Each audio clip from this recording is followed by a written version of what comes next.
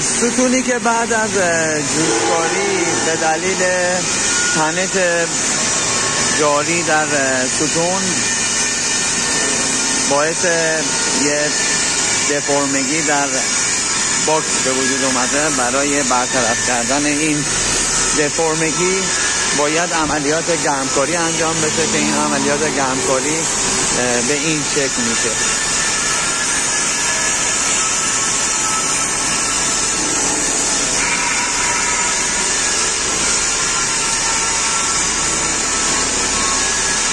بعد از گرم کردن در زوایایی که مشخص شده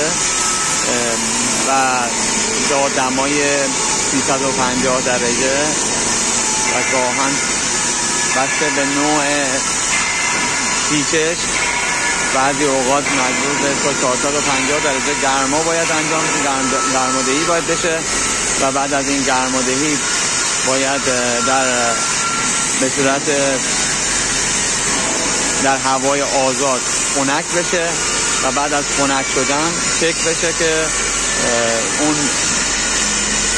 پیچش از بین رفته باشه. بعد از عملیات گرمکاری چک میشه و نهایی میشه.